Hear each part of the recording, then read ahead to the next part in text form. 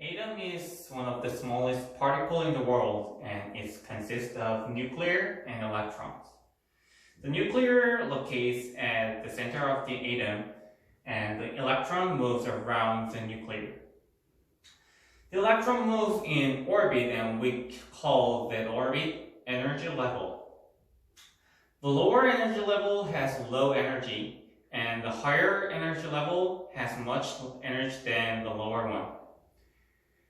And in general condition, electrons stay at the lowest energy level and the atoms be stable. But if we inject some energy like thermal energy, the electron jumps up to the higher energy level and the atoms gonna be unstable state. This is the atom's energy level when we suppose that the atom is alone. Each energy level seems discrete and it has sufficient gap between each other. But in real world, atoms never be alone. It stays nearby other atoms and all the energy level of each atoms must be interfere each other. So the gap between the energy levels must be changed. Actually, it's going to be narrow than before. So finally, it seems like a continuous band. We call this energy band, and in energy band, we should justify three different bands: conduction band, forbidden band, and the valence band. Conduction band is a group of the lowest energy level, which is completely empty of electrons in 0 Kelvin.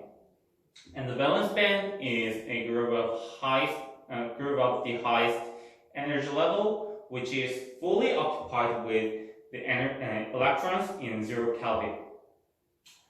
On the other hand, there's no energy level between the forbidden band, so there's the probability of electrons' existence must be 0 in the forbidden band.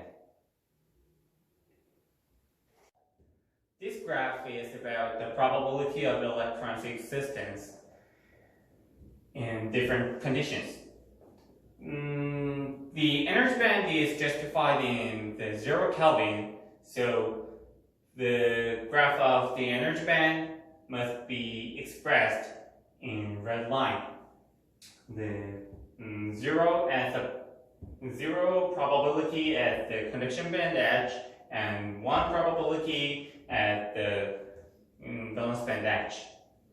But if we change the condition into the room temperature, the thermal energy can excite electrons, and the electrons gonna be jump up to from the valence band to the conduction band.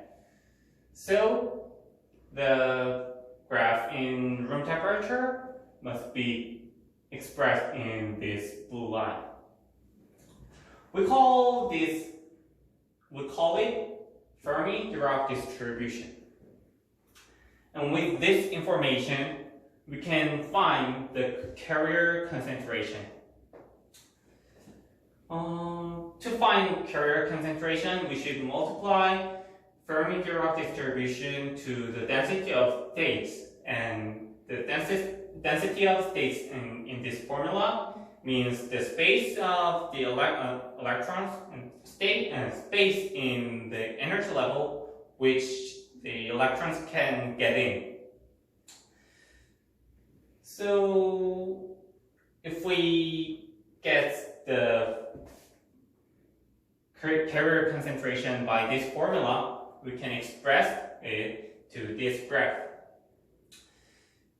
This graph means about the hole and electrons carrier concentration by this formula, and each pictures, which means about the carrier concentration, seems like a tail. It seems like a tail, so we call this graph Boltzmann-Taylor.